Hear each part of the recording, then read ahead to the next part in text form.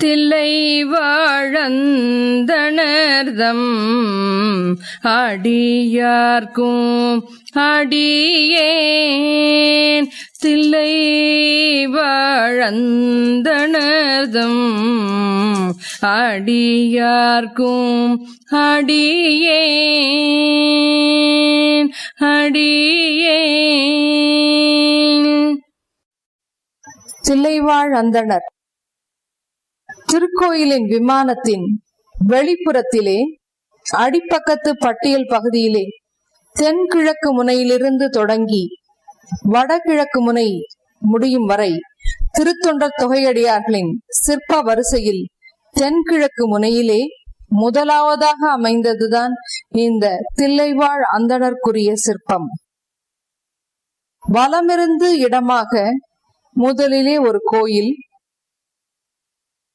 அதனை நோக்கிய முறையிலே குடையும் சாமரமும் திரு அமுதும் தாங்கி நிற்கும் நிலையில் முப்புரி நூல் அணிந்த அந்தணர் மூவரும் உள்ளதை காணலாம்.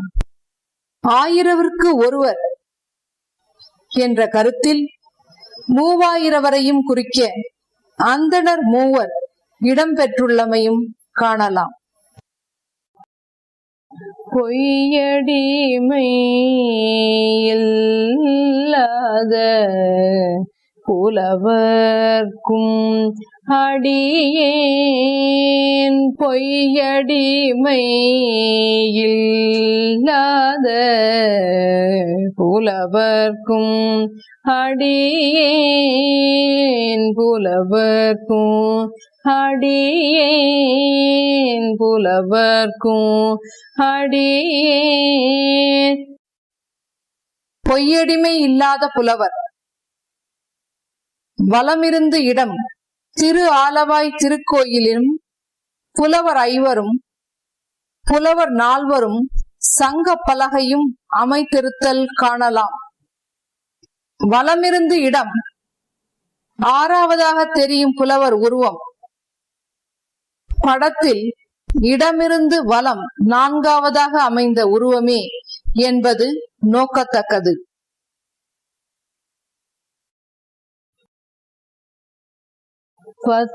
பத்தராய் பணிவார்கள் எல்லார்க்கும் அடியேன். பத்தராய் பணிவார்கள் எல்லார்க்கும் அடியேன். பத்தராய் பணிவார்கள். இந்த சிற்பத்தில் பத்தராய் பணிவார்க்குரிய இயல்புகளை குறித்த திருக்கோலங்கள் 10 திருவுருவங்கள் உள்ளன. அவை முறையே இடமிருந்து வலமாக முதலில் நிற்கும் அடியவர் தம் இரு கைகளில் ஒரு பாத்திரத்தை ஏந்தியுள்ளார். 2ஆம் அவர் அந்த பாத்திரத்தில் ஒரு பிடி வலக்கையிலில் பிடிக்கிறார்.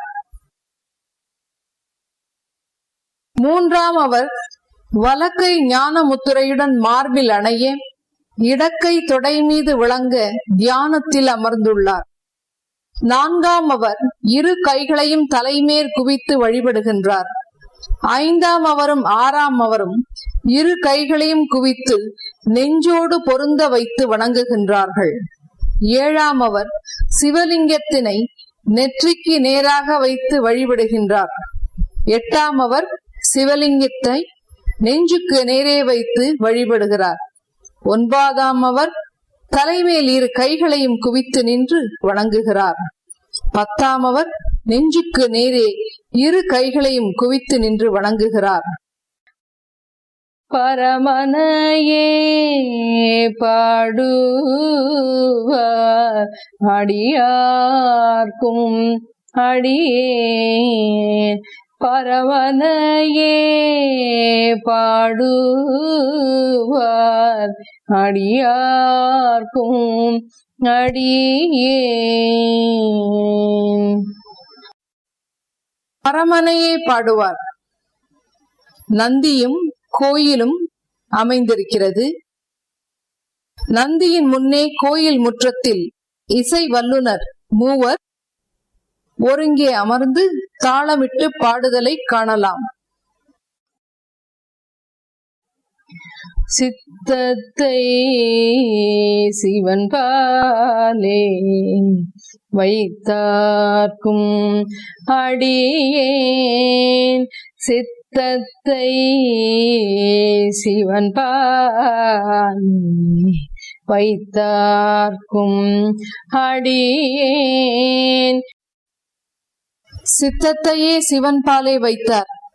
கோயிலும் நந்தியும் பலிபீடமும் அமைத்திருத்தல், அருகே பல வகை வாத்தியங்களை வாசித்தல், ஆடல் மகள் ஆடுதல், அடியார் ஒருவர் தெய்வ திருவுருவத்தினை தாங்கி நிற்க அருகே அடியார் ஒருவர் சாமரம் வீசுதலும், முன் இருவர் கொடை பிடித்திருத்தலும், இந்த திருவிழா ஆரவாரம் தமது அருகே அணுகிய நிலையில் அடியார் ஒருவர் தன் உள்ளத்தை புறத்தே செலுத்தாது சித்தத்தை சிவன் பாலே வைத்த சிந்தையராய் சிவ யோகத்திலே அமைந்திருத்தலும் காண்க.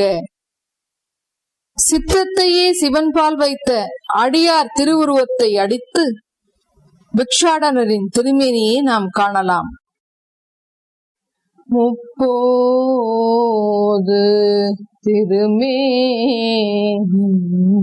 துயிண்டு பார்க்கும் அடியேன், முப்போதும் திருமேனி தீண்டு பார்க்கும் அடியேன். முக்காலும் திருமேனி தீண்டுவார். இந்த சிற்பத்திலே அடியார் ஒருவர் சிவலிங்க பெருமானை வழிபாடு செய்யும் முறையிலே மூவகை தோற்றங்கள் இடம்பெறுகின்றன. இம்மூவகை திருமேனிகளும் காலை, நண்பகல், மாலை என்னும் 3 பொழுதுகளிலும் திருக்கோயில்களில் சிவலிங்க திருமேனியை தீண்டி வழிபடும் திருக்கூட்டத்தாரின் மூவகை நிலைகளை குறிக்கும் முறையிலே அமைக்கப் பெற்றிருக்கிறது. இடமிருந்து வலமாக அடியார் திருமுன் முக்காலியின் மேல் ஆசனத்திற்குரிய நன்னீரை கொண்டு சங்கு வைக்க பெற்றிருத்தல், அதன் மேலாக மண்டபத்திலே மணி ஒன்று கட்டப்பெற்றிருக்கிறது. முப்போதும் திருமேனி தீண்டுவார் செய்யும் இப்பூஜை தனியொருவர் தம் பொருட்டு செய்யும் பூஜையை குறிக்காமல் அவர் உலகத்தார் பொருட்டு செய்யும் பூஜையினை குறிப்பது. முழு நீரு பூசிய முனிவர்க்கும் அடியேன், முழு நீரு பூசிய முனிவர்க்கும் அடியேன். முழுநீர் பூசிய முனிவர் வலமிருந்து இடமாக திருக்கோயிலின் திருமுன் உடம்பு முழுதும் திருநீறு பூசிய அடியார்கள் 6 உள்ளனர். இந்த சிற்பத்தில் உள்ள அடியார் திருவுருவங்கள் 6 சைவ சமயத்தினை சார்ந்த 6 வகை அகச்சமயங்களை மேற்கொண்டது அடியார்கள் 6 குறிக்கும் நிலையில் அமைந்துள்ளன.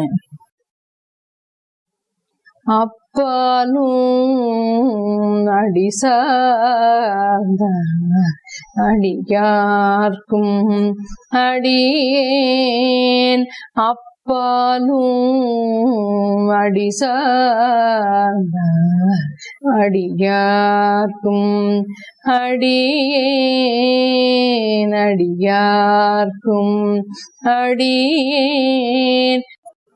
அப்பாலும் அடி சார்ந்தார்.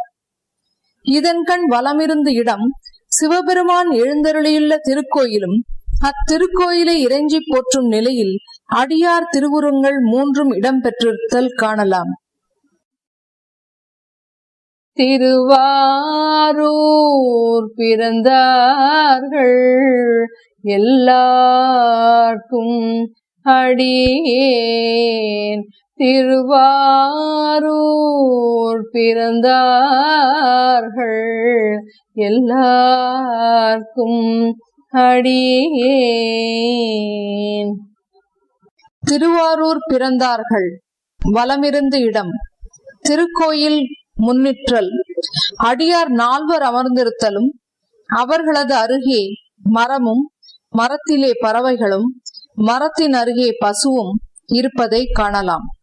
திருவாரூரில் வேற்றுமை தெரிந்த நாற்குலத்திலே பிறந்த மக்களன்றி பசு, பறவை முதலிய மண்ணுயிர்கள் சிவகணங்களாக போற்றத்தக்க சிறப்புடையன என்னும் உண்மையை இந்த சிற்பம் மிக அழகாக தெளிவுபடுத்துகிறது.